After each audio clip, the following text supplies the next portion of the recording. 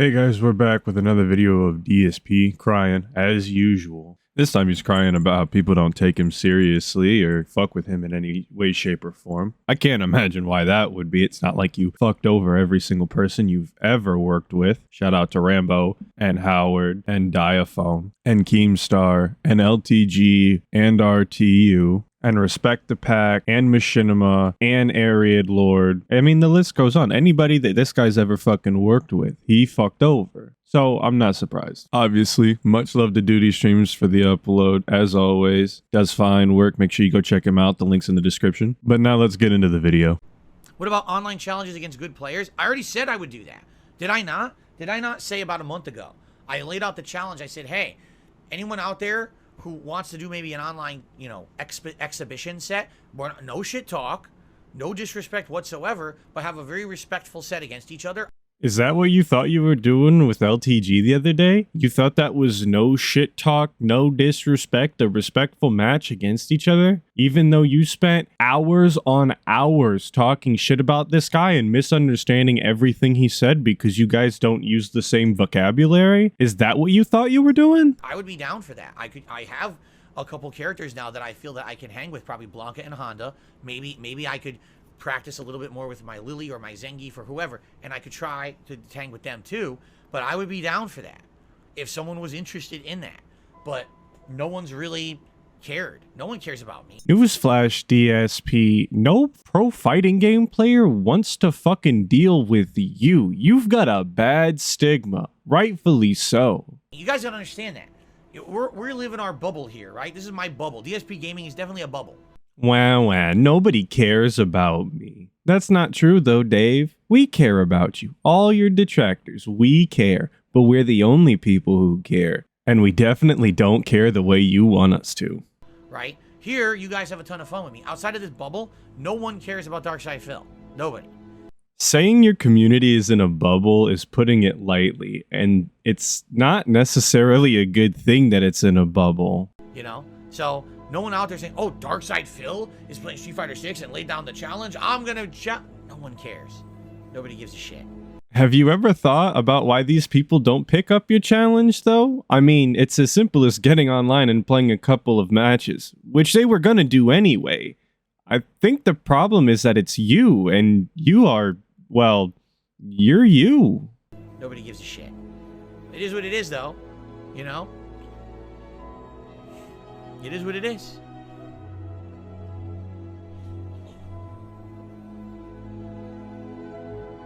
And I gotta thank Doodys Streams for putting in the Whiterun music. Not only does it go really well, but it really breaks up all this fucking silence he gives us.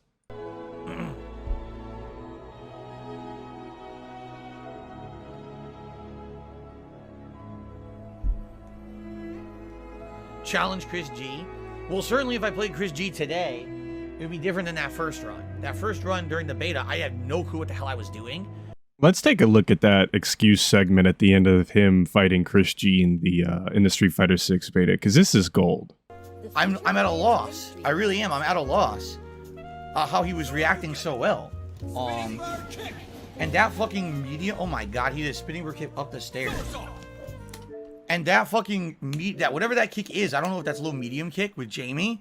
That's the most broken normal in the game right now, right? It is. That absolutely positively, that's not balanced in any way.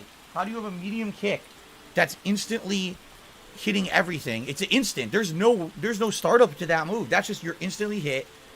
And if it hits, he gets a giant combo off of it, right? And it interrupts almost all other moves.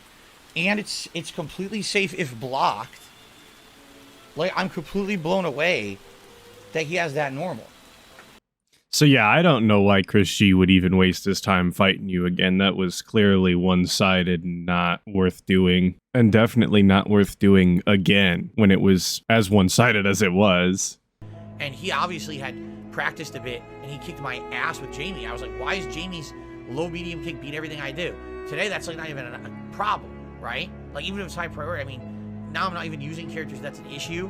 I know how to parry now. You know what I mean? Like, back then, I didn't even understand the gameplay elements. I didn't know how to use drive impact or parry or anything, Now it's like a completely different game. So, absolutely, if I played Chris G, it would be a different set. That would be fun, I think, to redo that.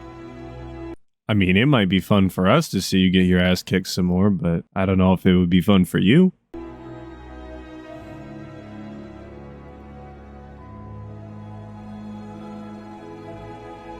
Big Papa Phil says you still get mentioned by pros.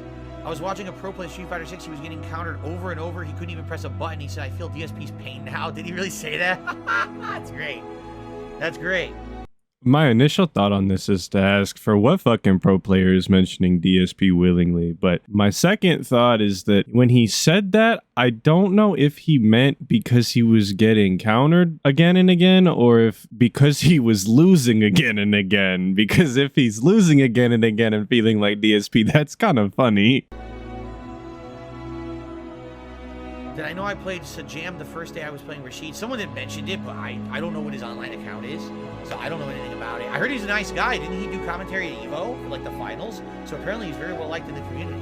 I don't understand how him doing commentary equates to him being nice. I heard that basically people said stuff to him about me and he was nice. Like he was basically like, yeah, I don't understand the online hate against people, just stop being dicks or something like that. I don't know. Oh, because anyone who takes the pig roach side is automatically of higher moral character than the rest of us, of course. It all makes more sense now. Jade says, I'm ready for MK1. I play with the sisters, so that would be Kitana and Melina.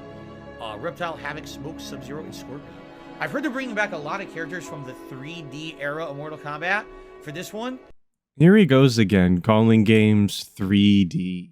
He kept doing that when he was talking about his mini PC, that it could play 3D games. What can't play 3D games at this point? A Raspberry Pi? And that's me being ignorant because I genuinely don't know if a Raspberry Pi can play 3D games. It probably could, I don't know. But he don't fucking know either. Mario 64 is a fucking 3D game. Is that the kind of 3D game you're talking about? Because I imagine it could run fucking Mario 64. Could it play Skyrim, your benchmark game? I don't know. You could play Doom on a potato, so... And he says 3D era of Mortal Kombat. Like, there hasn't been more 3D Mortal Kombat games than 2D at this point. That's the majority of the series, DSP. And I don't know any of those characters. I didn't play Mortal Kombat 5 through 8. So there's going to be a ton of characters in here that I'm going to be like, oh, a new character. And you guys are going to be like, no, that's an old character. And I'm not going to get that because I don't even know who they are. Okay, DSP, we'll just throw that into the basket as things that you know nothing about. Well, I don't want to know anything else about that. It's this simple, all right? I will say this. Earlier this year, I attempted to be nice to a lot of people, correct? Who did you try and be nice to? I mean, you tried to steal Keemstar's LolCow podcast idea. That was kind of messed up, to be honest. You basically screwed Boogie and Wings out of 50K, potentially. You completely 180'd from the way you felt about the Side Scrollers podcast after you did it by the next day. The one guy who actually did something nice for you was Diaphone, and when you commented under his video because you couldn't control the replies to your comment, you deleted it, which probably screwed his engagement all up. I'm definitely sure he appreciated that, DSP. Outside of my stream, other streamers, other content creators, if you haven't noticed, that niceness was not reciprocated to me. Therefore, you're not going to see me speaking about these other content creators. You're not going to see me bring up. I don't care about them. They're doing their own things. That's fine. I want nothing to do with them. So please just leave them out. People are like, oh, Wings of Redemption is having another arc right now. I don't give two fucks about Wings of Redemption. He can do whatever he wants with the rest of his life. Good for him. I have nothing to do with it. I don't want to hear about him. I don't want to know about him. I do my own thing here. We're way far removed from that drama and crap, correct? I mean, we were beyond that drama, I think, if you wouldn't have brought it up literally right now. I don't know why when you see things in chat, you can't just say, I'm not interested in talking about that, sorry. Instead of name dropping these creators like Wings of Redemption and saying, oh, I don't want to be a part of that drama, then keep his name out your mouth. What are you doing? Let's be honest, I've done my real good job of staying away from that, and we're not going over there. We're just going to leave it all alone. I wish him the best. I wish everyone out there who has treated me badly or has ill will towards me, I wish them all the best. I hope they all have great lives away from me and leave me the fuck alone. Let's put it that way. Except for Tevin, that fucking thief, that drug dealer. That guy belongs in prison. Okay. Anyway, I feel we got distracted, but just to say, I totally would accept exhibition matches and challenges from other people playing Street Fighter 6, as long as they're, you know, of a skill level of my level. I don't want someone no one ever heard of, you know, doesn't play the game and wants to play me. You know, that's stupid. Isn't that what your community nights are, though? Is people who have no name recognition and basically don't know how to play the game who want to fight you? But that's stupid. Okay. Nobody tell Jade. But people who are playing Street Fighter 6, who are actively known and they're doing content like me of Street Fighter 6, if they wanted to challenge me to a set, I'd be down for that. Of course you'd be down for that, you fucking clout chaser. Jesus Christ. But I haven't heard anything. Like I said a month ago, that I would be down for that. We even threw out names, right? King Kindred, Free One Up, who were the guys from back in the day, Street Fighter 4 days of YouTube, but other people too. And I said I would be down for it, and I heard absolutely nothing. So I guess no one's interested. In which case, that's fine. I'll just keep going on and playing my way and having a community night once a week or whatever, and I'm down for that. All right? But hey, if anything ever comes up, if anyone reaches out to me and contacts me and says, hey, I'd be interested, and it's a notable player or whatever, someone you guys know, a content creator, I'd be down for that. All right? If you haven't checked out the Dead Sea Scrolls, I recommend you do. But on that show, they uncovered some posts on the SRK forums, and one of them asked the question, why does nobody ride with DSP when he offers rides to tournaments? And someone responded back, because it's DSP. And I think that applies here as well. Why does nobody take DSP up on his Street Fighter 6 offer? Because he's DSP. It's almost amazing how you can live your entire life thinking that everybody else is the problem and it has nothing to do with you. But that's gonna do it for today's video. I did cut off the end of the Doody video where he goes and talks about how he's discovered the sun on his ghoulish skin making him feel a bit better. But it wasn't the full segment, so I didn't think it was worth keeping in. I thought that was something that people learned at a younger age than 41, but hey, you know, Dave's a slow learner. But hopefully I see you guys in the next one. I appreciate you watching.